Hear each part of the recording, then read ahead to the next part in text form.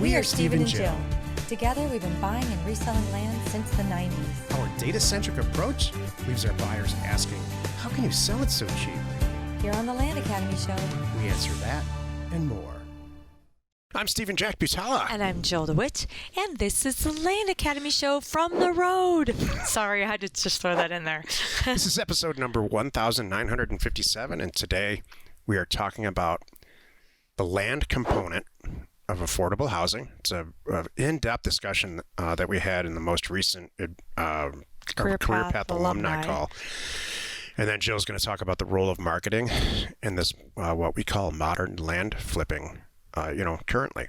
What I do now is not what I was doing 5 years ago. Exactly. It's going to be cool. I want to say, too, for a few minutes, we're coming to you from the road. We happen to be in Colorado, and if you could just imagine as I look at the camera and I shift my eyes about 4 inches to the left over the monitors that I'm looking at, it is the most dreamy, beautiful, tree-lined, blue sky view. It's 70 degrees today. Yeah. So we were on our bikes all day yesterday. We had to race home. We did not get in the rain yesterday, and it was so flippin' fun. We're in Durango. By the time this airs, we will not be. True. And we'll be out of Ouray also. We're going up the $1 million highway in our new RV, new to us RV. Right. Over the next week. Exactly. We're loving it. I just installed this studio today, so we'll see if it works, but I'm pretty happy with myself. We'll see if it works. I'm generally not happy with myself, and I'm pretty happy with myself right now. Why are you I'm the opposite. I roll around like I am generally happy with myself, but if nobody else is, I don't care. I'm happy with myself. That's why this works. I could look like I don't know what. I could be a disaster going down the street, but I might feel really good about myself. Your strange, unwarranted positivity offsets my eternal negativity, so we're always at zero. Do you know what's really nice? A lot of negative people say, "Oh no, I'm not negative. I'm a realist." You don't say that. No. It's really kind of funny. Exactly. I just want to add that. This is us. This is us on the road. We're going to be on the road for months now, you guys. This is our first podcast on this trip. So this is number 1 of how many weeks? We should put that in there, keep track of. It's episode 1957, but it's episode 1 of this, what am I trying to say? This particular outing. And our outing might be 8 weeks. It might be 12 weeks. It might be 20 weeks. Depending how today goes. So you never know how this is going to end. But I just want to add, the whole point I'm trying to make is I'm buying and selling land all over the country, right? I'm not standing there. I'm not going there. I'm not seeing it. I'm not doing anything like that. Why do I have to stay in any one state or any one country? I love this methodology. I want to hit this home to all of you. If you want the flexibility of, hey, if you're tired of going to office, I understand, and you want to be your own boss and have your own life, we got that licked. This is a good gig. Yeah, we do. Mm-hmm. And it wasn't so much that we couldn't do it before. Mm-hmm. It was just we had children at home, and there was just a lot of other things. Jill it's a good time to bring up Land Academy ladies. Mm-hmm. You just had your Land Academy ladies discussion, and mm-hmm. I think you guys talked a little bit about, life gets in the way. Yeah. Don't let it. Don't let it. Yeah, if you're like, oh, I can't leave. Really? Think about it. It's summer. Kids are out of school. Why can't you? We can. You can. Each week on the show, we answer questions from our Land Academy member Discord forum. We review land acquisitions from our weekly member webinars, and we take a deep dive into 2 land-related topics by popular request. I just mentioned those. If you want a sneak peek of our Discord forum, go to landacademy.com. It's free in read-only format. By the way, too, if you would like us to answer your question or you would like some help getting involved with our community, just text us, 480-530-7383. We read all the texts, and your question just might be answered here on our next podcast. Like these 2 that we're doing today, by the way. These were questions that were texted in. So Stephen wrote, I have a question about the possible upcoming recession. I heard you guys saying it in the last recession, you were really affected when land transactions really slowed down. I was wondering what advice you have for full-time investors if we're experiencing something similar over the next 6 to 12 months. So that's, first of all, these two recessions are crazy different when it comes to real estate. The last one was called the Great Recession for a reason. And it did nothing short of bring Jill and I to our knees. It was a terrible, terrible time in my professional life and in Jill's too. And we got ourselves out of it because we adjusted with the time. But by no means were we in a comfortable place. This recession is largely inflationary.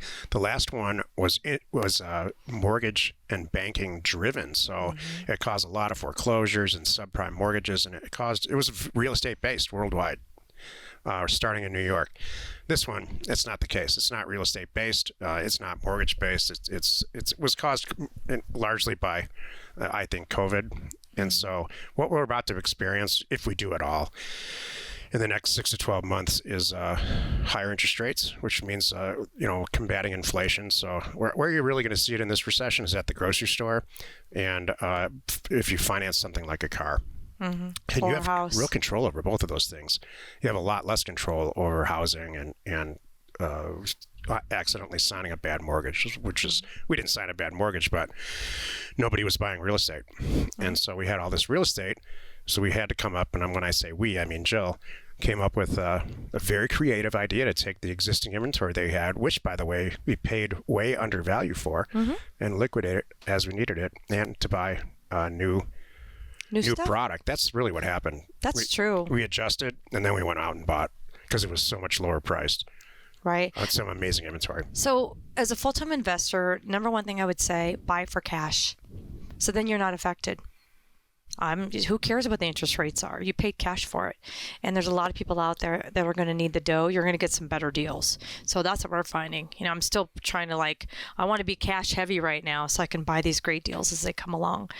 And often too, this is an interesting conversation. I just had a deal fall through this week, actually yesterday, because it was a $70,000 property, so it's not a lot of money. But in the scheme of things, let's just say, with the deals I'm doing, but these people couldn't qualify. They could not qualify for the loan. It had nothing to do with the property because it's worth like 90 or 100. They just couldn't. So we're back. We just put it back. But here's the thing. We had a backup offer, which was better anyway, for $75,000 cash. Here we come. So now we're okay. It's working out better in the end. So you're going to be buying for cash and selling for cash, and the right people out there are just looking for the deals. Maybe you don't 3 times your money, maybe 2.5 times your money. I think you're going to be just fine. I mean, your sale in regards to the land business, your sales might slow down, but the way to look at it is you're going to be buying property cheaper. Nothing really has changed for us since this whole thing started. Right. In fact, COVID really kicked our business up from an acquisition and a sales standpoint. Right. What will be affected, make no mistake, is commercial real estate. Yeah. And so if you own a bunch of highly leveraged office buildings, then We're all watching that. You're probably not watching this show or listening to it because you're crying in your stereo somewhere. Yeah. Exactly. Because this is about land, this is not Office Building Academy. And there's a reason for that. Could you imagine? Oh, Or, that's actually funny. This is not Class C Strip Mall Academy. Wait, I hate to say it, but the Office Building Academy would be, our first thing would be a suicide hotline. I hate to say this. Oh my God, that's not funny. I know it's not funny. Just first of all, don't do anything crazy. Next. Sorry. Jill's absolutely right. If you are buying, we buy property for 20% of probably what it's worth on average, maybe less for cash. It's really hard to get hurt in any situation if that's what you're doing. Even 30. I'm good with 30. Just in general, 25, 30, 20 to 30%. You got this. Today's first topic is called the land component of affordable housing. So earlier this week, every month we have what we call our Career Path Alumni call. And it happens every month on the first Tuesday of the month. And it's everybody who's ever been through the Career Path program that Jill and I hand, which is kind of like the advanced one-on-one sessions that we have. It's an 8-week program that we do twice a year. And so everybody that's ever been graduated from that program is on that call. And we had a very lengthy and really intelligent discussion about affordable housing. So affordable housing is defined as, in any given market, there's an average amount of money that's made. And in any given market, there's an average cost to buying houses, or the cost to live, depending on how you define it. Could be the rental cost for an apartment, could be the payment on a single family residence. It all gets put together. A mobile home. And one is generally higher than the other. The cost of housing is either higher than the average wage when you look at the payment every month, or the other. So at 100, if the index is at 100, then the world is perfect. And the average wage first earner household can afford the average price. Well, that's not happening right now. What's happening is the wages are lower, and the cost of housing is going up as that percentage. It's according to the index. I don't care how you feel about this politically or don't feel about it. That's just the math. So we all know that. We can all take a step back and look at what I earn right now today, I couldn't afford to live at fill in the blank. We all understand. Right. So that's another way to say that. So somebody in our group, I won't name their name, although I have nothing but positive things to say. He said, why can't we, as a society, figure out how to manufacture houses the same way we manufacture cars? Stamp the stuff out, put it on an assembly line, make it cheaper and cheaper and cheaper. And I couldn't agree more. So why doesn't that happen? Because of the variable of land. So land cost, generally, the more attractive places that anybody wants to live, the land's more expensive and it's more scarce. So now you're messing with raw supply and demand. You have a huge demand for very expensive land. So the cheaper, even if you put a very inexpensive product, slap it right down on there, it's not apples to oranges if you put that same actual, let's call it an F-150. You put that F-150 right on top of a rural piece of property. Then to add on top of that, where you're going to get water. If you're living in California, water is a real issue. You've got municipalities telling you what type of product and only stick-built homes here. Yeah, well, maybe we'll let you install some manufactured housing, but we have to approve it. We've got to connect the sewer. That might cost $28,000 in California and $13 in Detroit. Don't forget permits. So there's a huge, huge variable when it comes to land itself, when it comes in affordable housing. One of the remedies for that is ADUs, accessory dwelling units, where you slap it in the backyard so you already own a piece of property, you already own a house that's on a lot. You drop one of these things down and connect it to the existing utilities, and you remove a tremendous number of variables. And so that's a very viable option to move toward that F-150 model off the assembly line. But enter politics. There's some communities that love the idea of putting a couple ADUs in the backyard. Los Angeles is one of them. For what reason, I'm not sure, because Los Angeles is extremely crowded. They do, but they don't. There's a lot of issues that are, it's not just a car where it's not a truck where you drop it down in Missouri and you drop it down in Northern California, and it's just about the same. I'm frustrated. Like places like California, let's just say it, they have opposing rules. Like they'll change the zoning for really like, oh, we want everybody to have up to 4 units on their property, or even just 2, whatever it is.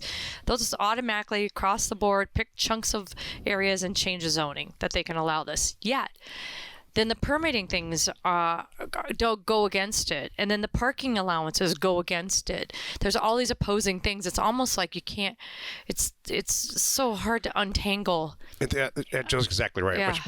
What she's saying is there's a tremendous number of variables in LA City, right, versus let's say Hermosa Beach, which is in LA County, and now you've got a different set of rules, and all they're over adjacent to each other. Right. Versus Are we pro or against this today? I guess I'm not sure where we're going. I'm neither. Oh, okay, got it. I was neither. I know what I am personally. Okay. But I'll tell you. Oh, I'm glad you brought that up. Like, where are we going with this? So, I feel that's like all the I don't math, mean to and those are the variables, and that's it. Undermine your positiveness. What Jill's getting at is in our day, and certainly every single generation before us, if you can't afford it, then go somewhere else. Move where you can. You don't look at statistics and say, well, I live in an unaffordable area. Yeah, you do, because you can't afford it. You need to get another job or do something else. We did a podcast probably a year ago, maybe more, when this whole affordable housing thing used to be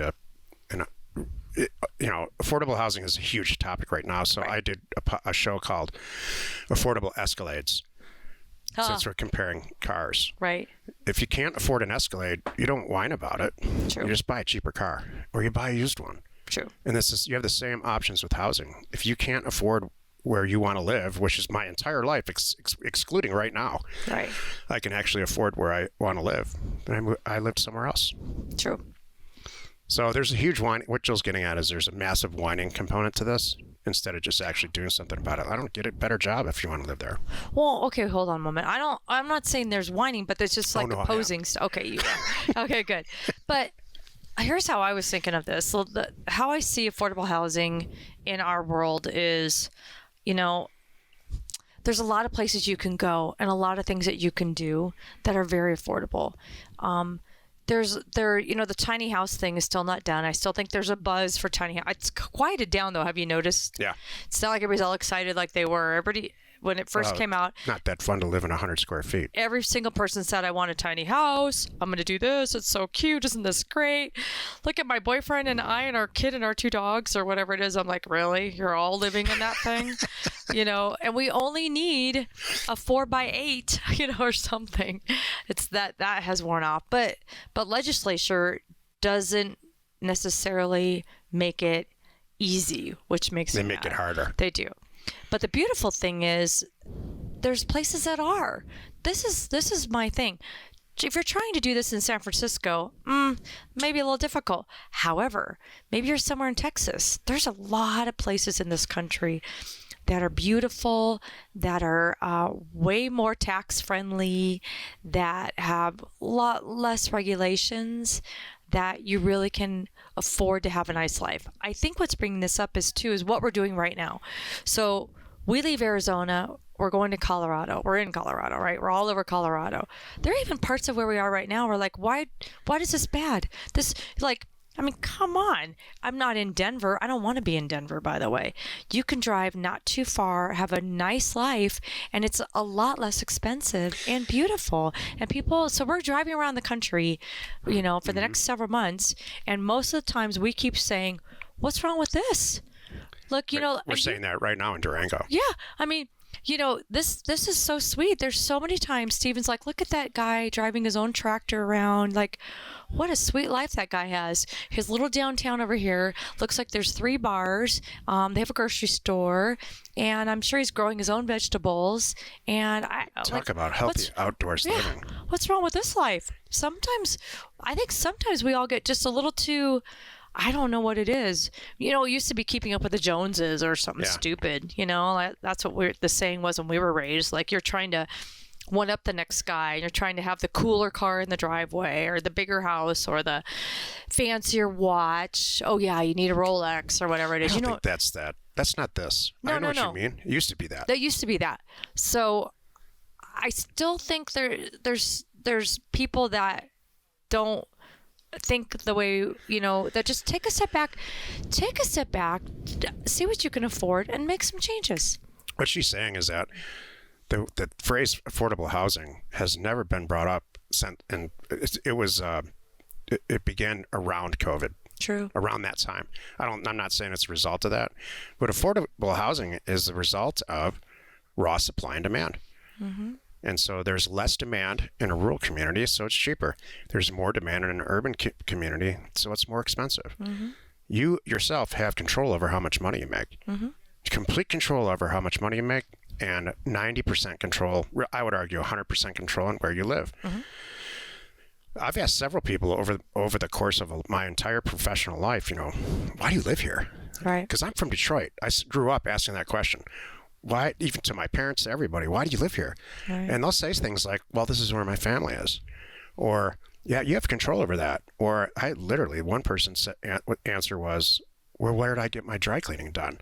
So the problem is, there seems to be this sentiment that someone is pushing the buttons in a control tower somewhere about how expensive the real estate is over here versus over there. And there's not government manipulation on housing. Right. If there was, it would be called the projects, and those got all removed during the 70s because it was Thankfully. not a good environment for anyone living there or not living there. Right. And so you have control. For me, I'll end on this for this topic for me, but as a land investor, knowing about this, so it's a personal thing for all of us, right? Where we can afford to live, but then also we need to think ahead about who our buyers are and what they're doing. So even if you're like, I can do whatever I want, Jill, we're doing great, which I get, and I love that. But you need to be knowing and thinking about this, because this is where you're going to be buying and selling land for a lot of people, and maybe try to be ahead of it, or just watch where they're going and watch where people are moving to and what they're trying to buy, and queue up that land. Geez, Joe, that's the greatest way to end this topic. We have, as land investors, have a total control over this. The statistics are everywhere. Mm-hmm. You can see where it's affordable and where it's not affordable, or you can see where people are moving. Mm-hmm. Buy land there. Exactly. Let's take a look at one of our favorite land acquisitions from our weekly Thursday member webinar. We're in Polk County, Wisconsin. No HOA. Now we got 2 properties. One's 5, one's 3.3. Hopefully they're together. $48,000 for both. Thinks we can sell them for 55 and 40. All right. So like 24, buying one for 24, Oh, selling here for you go. 55 and 40. Here you go. Okay. All right, now I'm in. What? Like a kid right now. Nope. Don't like it. Don't like it. Oh, the green one. Anyway, yeah. The green one came Well, up. The one that'll sell. That's the one I wanted. What the heck? Oh my goodness. Oh boy. Okay. So 5 acre has access there. The other one has I wanted to see where the other one was. It's got a road all in here Yeah, that's the to one. this guy. Uh-huh. Okay, so that's one. The 3.3 has legal access along the west line. So where's the 3.3 one? If you don't mind. Can you click around? We're looking for 600. This is 800, I'm gonna guess that. Oh, 600. oh, you have to travel along there to get to the back one. Mhm. Okay. It's more like a trail. It's more like a trail. Wooded, power nearby, area developing, commuting distance to eastern Minneapolis, St. Paul. This is better than the Upper Peninsula. Okay. The only thing I'm not loving are the numbers. I think if I'm buying for 24 a piece and selling one for 55, one for 40, I don't like those numbers. There's too much room for error. So I would buy them both maybe for 20 combined, because then I can't goof up. Tell me what you think. I That's think my that number. there's a whole full-blown, relatively newer subdivision here. And we're going to check the numbers on these houses where it's sold out. Okay, so this is in that sub. Yep. Okay. It's so adjacent to the property. Okay, so I need to see, built in 58. Okay, so, and they paid 45,000 for it less than 10 years ago. That concerns me. Even though it's now, they say worth that, that's a best case But scenario. on both of these properties, I'm going to cut to the chase here. I I'm going can't, to say what Jill's thinking. You're paying retail. you need to pay It 20 needs for to be both. 20 for both. And then everybody sleeps at night. Yeah, that's my final answer. That's what I think too. And I know that. Click on there. Let's see what will you please open up the details? See if there's a price in there. So it might be, there you go. 70,014. Probably bought it new, or no, it was built in the 60s. That's right. But said to the west, there's newer stuff. See, look at these over here. Those are nice. I want to see one of those. 66 and 02. We do due diligence differently. Yeah, we do. We do a lot of stuff differently. Yep. Oh, it's sold in 2019 for something great, and I didn't get to see it. Sorry. That wasn't it. No. You click whatever that was. Can you go back one more? There it is. For 125. So that's a trailer. So that's adjacent on the other side. 2.81 acres. Sticking to my 20 for both. Yeah. Yep. Hey, if you didn't catch it last week, Jill announced the new dates for our Career Path Fall. And so you can either announce them now, or we can ask you to go back and take a look. Do you want to announce it now? Well, how about this? It may or may not be open to the public at the moment. Oh, but sorry. No, it's all good. I always give the love to our members first, but go check out the site. It's go to landacademy.com/career path. And on the landacademy.com website, there's a drop down that has career path dates. It has times. It tells you what it is. Basically, it's our 8-week intense it's our highest level coaching, still done by Jack and I. We're doing 2 more sessions this year. They're going to go concurrently in the fall, September, October, November, and it's amazing. The results that are coming back from our current, really our alumni right now, we don't have a class going at the moment, so our alumni is staggering. We have repeat alumni people that come back too and do it even more than twice. They come back and do career path again because they get so much out of it. And it's launched new products like Land Academy Pro and other things that you'll hear more about. Do you have dates? Yeah, but not off the top of my head. Oh, okay. End of September. Let's take another question posted by one of our members on the Land Academy Discord online community. Again, if you want a sneak peek at it, go to landacademy.com. It's free. Okay. Robert wrote or texted in, "Hi, I just joined your group, and my first question is, how do I find a good title company to work with? And do I find one near where I'm buying property, or is there a good title company that works nationwide on land deals?" Want to go first, or we want to go first? Go ahead. Okay. Been down this path, tried to do this path about doing just one company, like First American Title. Hey, let's just get in bed together. Well, theoretically, you know what I'm saying? Get in bed together. We're going to use you exclusively. I'm doing all these deals. My community's doing all these deals. That did not work. I'm like, we can get some great rate. I might circle back around. I'll tell you honestly, it's been 5 years since I was working on this, but they just didn't understand it. I tried this and they didn't get it. What do you mean you're doing all these deals and you have all these people? I'm like, never mind. So here's what you do. So the first thing I would do, since you're in our community, which is awesome, Robert, I would drop a note in Discord first with my peers and say, hey guys, I need a good title company and a title agent in this county, this state. And there's a pretty good chance someone's going to go, oh, call Sally over at your title companies are your title are us. I don't know, something like that. Anyway, and then that's my favorite, a word of mouth. Somebody's used them. They understand us.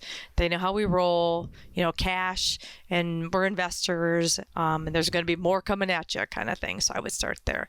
And if no one comes back with one, then you just start picking up the phone and you're going to find a title company in the county and the area where you're buying the property, not where you are, where the property is, because that's where your seller is, because they're going to be working with them, getting documents in and out, getting it recorded in that area and all that. So that's where you want to do.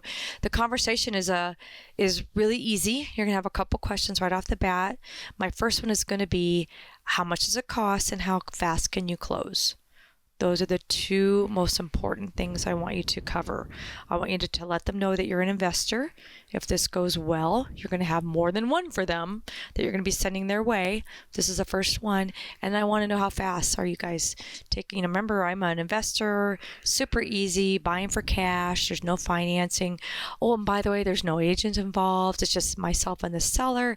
It's going to be your easiest deal ever. And then hopefully on the other end, the right title agent is going to go, oh, whew, I've worked with you guys before. This is great. You may not have to deal with a bank and I don't have to deal with an agent or a broker. Awesome. Great. I could do that right now I'm running about 14 days. You'd be like, so if I presented something on the 1st, we could close, by the 15th or give her, something like that. You could start getting technical there and lock them in when you have one. But they're like, yeah, totally. I can do 2 weeks on these things. No problem. With title insurance, don't think about it. That's what you do. And then there's more to it, but that gets you going. And there's really one of 3 ways to handle this. Number one, if you're brand new or a DIY type person, you want to find a title agent, like Jill said, close to the property. Mm-hmm. And one that's hopefully maybe recommended by the recorder at the county where it'll be recorded. Mm-hmm. Number 2 is what we do, which is we've gotten big enough and we do a lot of deals. So Jill hired her transaction coordinator. Her name's Jan. And she does all of our deals. So she will, if we buy a piece of property in Florida, she will seek out. We never talk to anybody in Florida. We only talk to Jan. And Jan seeks that. She puts it all together, whether we're doing real estate deals in 19 states. She handles it all, so we only talk to her. The third way is join LA Land Academy Pro. And then you get to utilize our employees, so you don't have to go out and do this stuff. So if you are in Career Path or a Career Path alumni at some point, you will be able to. It's closed right now. We're full. But that's the best of both worlds because it's a lot cheaper and easier than hiring your own person. Cool. Today's second topic, the role of marketing in modern land flipping by Jill. That's not by me. I should just get up. It looks like you're standing up to walk away. You know, like get up and God, leave. I should do that. That would be hilarious. Watch the numbers improve on the show. There he goes. There, once again, welcome to my world. No, I was just going to talk about, so marketing in land flipping, right? This is what we do. So first, let me describe what I used to do, and let me describe what I do now. Okay, this is awesome. So here's what I used to do. Back in the day, it was me, right? It was you. First, it was you. Then it was your people. Company changes. Then it was me. And now it's somebody else. I'm going to get to that. But I'm going to talk about me. So, I don't know, 5-10 years ago, I learned from Jack, what do good photos look like? Do I go out and take my own photos? No. But I know how to hire somebody. I know what to tell them what to look like. I know what I would give them a laundry list of photos. If I want this angle, that angle, looking from here, looking from there. I want blue sky. I want no snow on the ground. I want the town. Like, there was a lot. The role in marketing was writing my own description, writing my own title, getting my own photos, getting my own drone shots. Even back then, drones weren't even a big thing. It was really just photos. Now it's so easy to get one guy to do it all. And then getting it posted. Oh, and by the way, I had to take all the calls, inbound, all the people asking all the questions. And the more they asked the same question, I had to go back and update the posting. And I would have it on our website. I'd have it every darn website I could think of. I would have it in social media.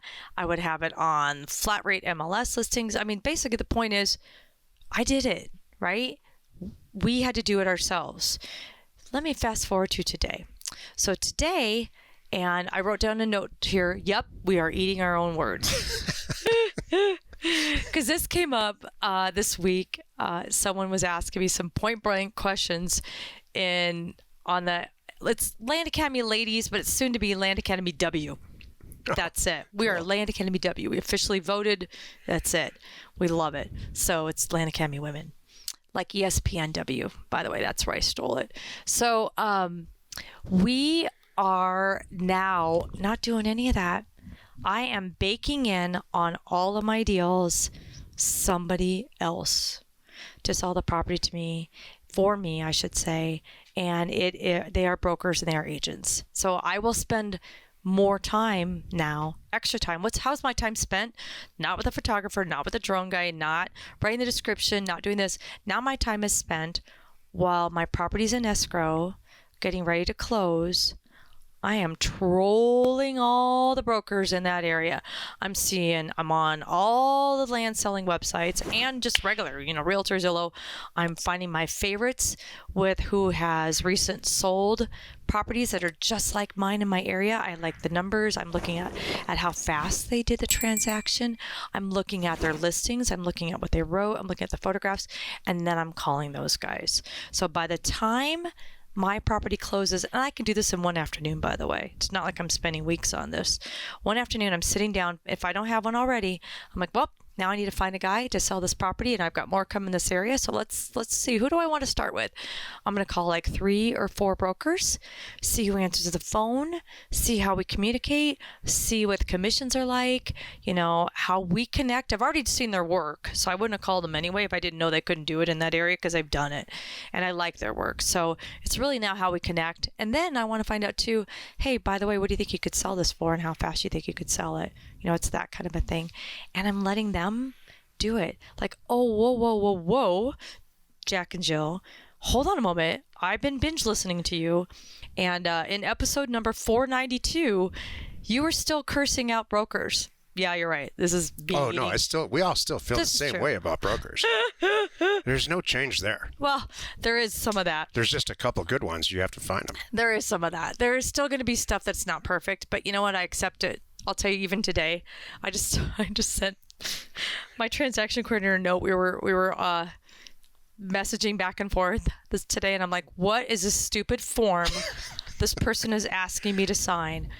Yes, I know. This is actually, I'm like, I hadn't seen this before. I don't even understand the verbiage, but she's like, basically, you're signing because the buyer number 1 couldn't qualify. Remember you told me I just talked about it, and buyer number 2 is moving into the lead position. I'm like, we really have to do a stupid form for this? I'm like, okay, fine, whatever. And I wrote her a note. I'm like, this is why I would never survive if this was my job. Oh, jeez. I Yeah, I would crack. It would break me. I would be me too, Joe. telling the state, I'd be putting my middle finger up to the state I'm Me too. licensed in, saying, are you flipping kidding me? I got to do this form because this is ridiculous. So anyway, I couldn't do it. So my point is, though, there are some good ones out there, and you were right in episode 492. It's not 492 exactly. Actually, for the first, Some maybe it's number. the first 800 episodes. Let's just from episode 1 to 898. We were poo-pooing agents at all costs, saying don't call them. And now I'm like, no, I love them and they're great. And you know what? I bake them in, but I bake in good ones. 10%. You know what? Even less, 6 to 10%. Let's just say I've never paid more than 10%. So as little as 3. So Here's the thing. bake it into your costs, and it's not. It's a classic example of productive outsourcing. Mm-hmm. You know, now you're removing almost half of what you do for a living, Your workload. and so you can concentrate on one thing, which is buy undervalued land. That's it. And so if you can find or have your transaction coordinator find and vet good land agents in the area, you know, you're theoretically going to do twice as many deals because you have that much more time to spend on finding great property. Can I give a little disclaimer here, though? Land Academy Pro does not get agents for you. Yeah. That's one thing you need to do. But again, you can do that in 2 hours. Right. So thank you. But once you have that, we'll get everything going. You know? So you're good. Let's take a look at another one of our favorite land acquisitions from our weekly Thursday member webinar. In Gwinnett County, Georgia, 2 acres. We have access, everybody's alive. It's next to some houses and a school, good. No flood zone, partially cleared last year to pay for taxes, water at the street. Purchase price $30,000. Thinks we can sell it for 70 to 80. Nearest comp is a little bit bigger, sold for 100,000 in 2021. I'm looking for something wrong now. Me too. That's the only thing I don't see anything wrong with the dirt. Mm-mm. If you look at it from an A standpoint, access, heck yes. Adjacent, oh my gosh, yes. There's amazing stuff going on from an adjacent standpoint. Access, acreage. Let's see how many acres it is. 2 acres in a town here. That's good. We'll check about affordability last. Adjacent, it passes our tests there. Attributes, I mean, just look at it. And alive. I'm loving it. I really don't have anything. FEMA, the floodplain looks great. It's not in one. My only Check slope. My only questions are money and how many properties are for sale. So access can be created here really easily. It's just money. Mhm. There's no real slope. Good. No guardrail, Nope. no problems like that. And I didn't see a whole lot of property available that makes me concerned there too. Like, We'll see here. okay. I mean, just empty lots in there. Like, Oh, no, yeah. not like Which- 75% empty. There's still What Jill some land. means is there a ton of property that's Right. vacant? And no, It doesn't look like a lot. Yeah. these are all subdivisions. This is super, super healthy. It's like, that's what I was gonna say. Here's Atlanta, by the way. This is a fantastic deal if it's buildable. What's the price on it? 30. Jeez. How could this fail? I know. Small piece of potential infill lot, 30,000, 1 acre, 69, 2 acres, 650, all cut up, which is maybe an example of what you could do with this property. Are these priced low to high right now too? Because, Okay. okay, I would say those are lowest days on market.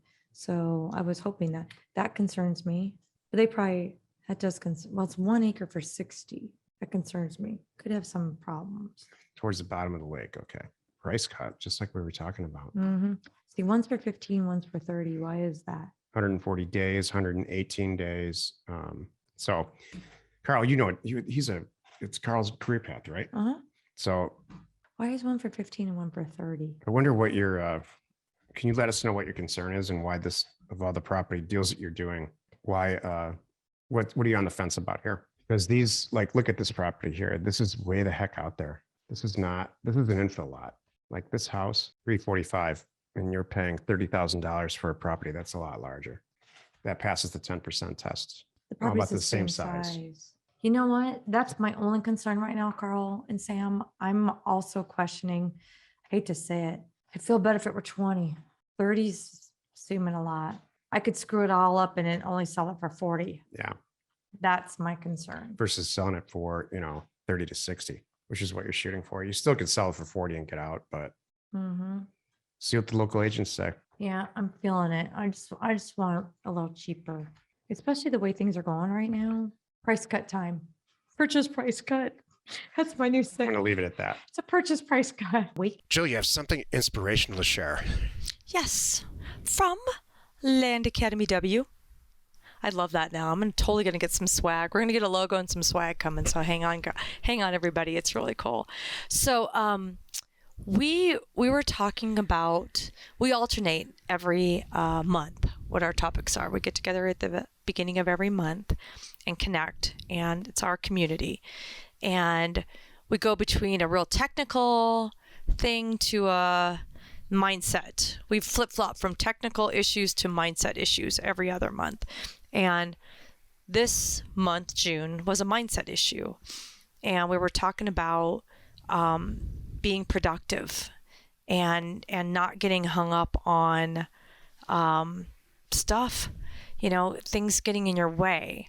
And one of the things that we talked about that came out of this was, are you rewarding yourself along the way? So for me, I kind of dangle a carrot to myself and give myself little rewards when I follow through with things and I stick to my schedule and I get things done and I sell properties, and things close. I'll never forget we have this career path member from either session 3 or 4. I don't remember which it is, but he, he's working real hard, for his family. This is their gig. And he might have a day job too. I can't remember. But anyway, when a property closes, here's what he did for his wife. Because his wife is picking up some of the slack with the kids and some of the responsibilities, around the house. So she has a very good taste in wine. So he bought a case of her favorite wine. So every time a property closes, what are you working on here?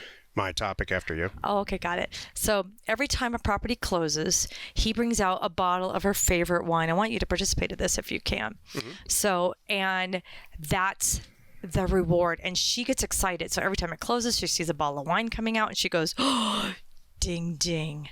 I know this is working. This is our reward. I know this is going well for our family. So that's one way of doing it. For me, I do personal little treats for myself, which is I'm a massage person. I'm a spa day person.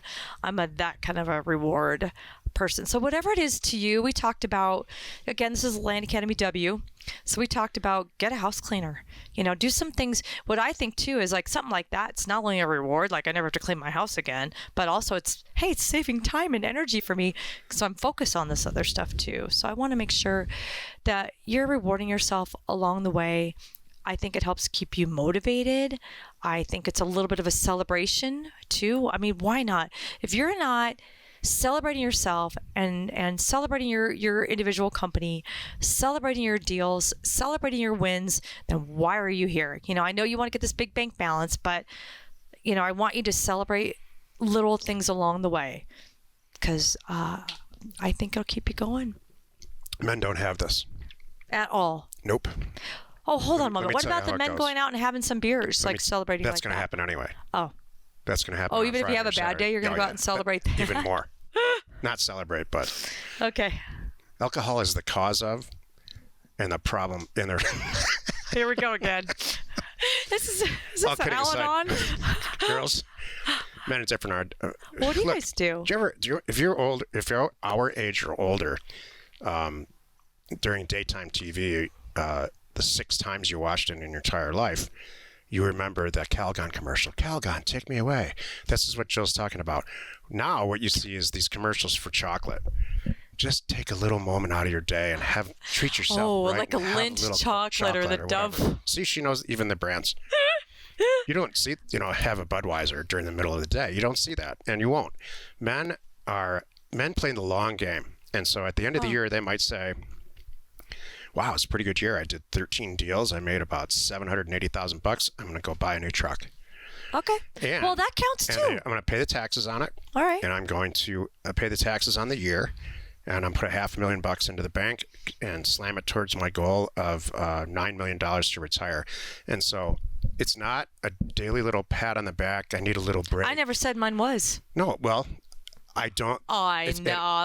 It happens annually, and it happens in a big way. It's men are penny wise and pound foolish. Sweetie, you are agreeing with me. You don't know that. No, I'm not. Okay. I don't, because I don't have a little chocolate during the day. No, and that's not. I don't clink my glass of wine. And how about this? I'm trying to say whatever it is to you. I brought up my version of it. You're sharing your version of it. Okay. It's all the same thing. Okay. Now I'll be realistic. So she asked me a question, and I answered it. Yeah. And she didn't like the answer. No, you did. How are you rewarding Or she yourself twisted along it the way? around and make sure it fit like in that. No, seriously. Babe, I liked your answer, and that was good. You informed me that we don't need those things. And I'm sure there's a lot of women that feel that way too. There may be guys that do. Maybe they go golfing. I take Tuesday off, whatever. I don't. They're going to do that anyway. Well, okay, but I'm sure there's some women that do the your way too. At the end of the year, maybe I'm doing this vacation. Now my family, we can do this. Maybe we're going to go do something. I'm not disagreeing with you here at all. I just think men are different in general. Not all men. Well, not all women. Well, however it sings to you, I hope whether it's a monthly treat as you close a deal or at the end of the year, whatever it is that you reward yourself or you got something to motivate you like that you work so hard for, that you let yourself do it, buy it, have it. I hope you're doing that because I think that helps. Yep. Sheesh, that was difficult. Well, what do you have to share with us today? Men are afraid of rewarding themselves. They're afraid of getting out of a groove and rewarding themselves because it makes them soft. Got it. I don't speak on behalf of all men, but most of the guys I know are like, yeah, let's just wait till let's see the whole thing out, and then let's celebrate when we're good. Let me give you an example. Are we still talking about this? Yeah. Oh boy.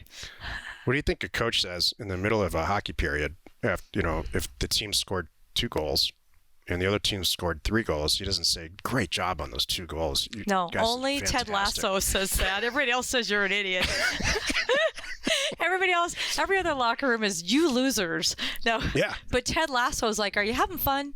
Oh my gosh, is that what that show's about? Kinda. So that's why it's for girls. Oh, stop it. Because you had to wait till the end of the hockey game.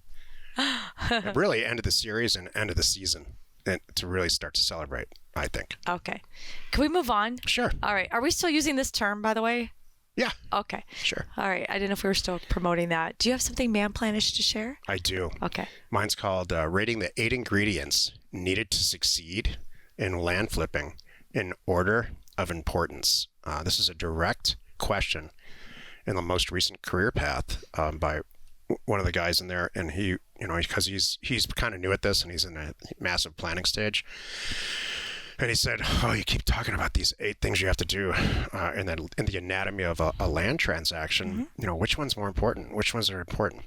This is going to be a whole show. You realize that we're going to turn this into another show. Here's the 1 through 8 in order of occurrence, okay. And then we'll talk about importance. Finding a place to send mail. I call that trolling, and there's a real specific way that I do it, and we talk about it in Land Academy in an incredible amount of detail. Once you've found a place to send mail, and you've tested it, and you believe it's great, it will work for buying undervalued property and reselling it for more, you send a direct mail campaign out.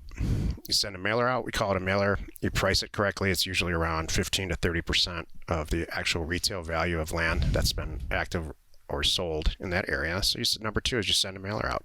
You price it and send it out. Number 3 is you manage the inbound traffic from that mailer. So all the thousands and thousands of offers go out. Some people call in and say, go pound sand. Some people say, you know what? I've been thinking about selling that property, but the offer you made, that $30,000 offer, if you make it $35,000, I'll think about it. And then finally, number 3 is, oh my gosh, you read my mind. I signed your offer and sent it back. I want to sell. So there's a huge, that's a moment of truth in our business. This is step number 3. Number 4 is, all right, I sent the mailer out. I've got 6, 7, 8 maybe deals to look at, and they're all staring me in front of my desk. I'm not going to buy all of them because there's going to be some flaws. So we apply, this is called due diligence, we apply the 6 or 7 A's that Jill and I have developed. 6, 7 was supposed to be asphalt because it's on. Because it's silly, but it's funny. We don't Yeah. need 7. And so you go through due diligence and you actually decide based on hard facts whether or not you want to buy the property. That's number 4. Number 5, you actually buy the properties you want.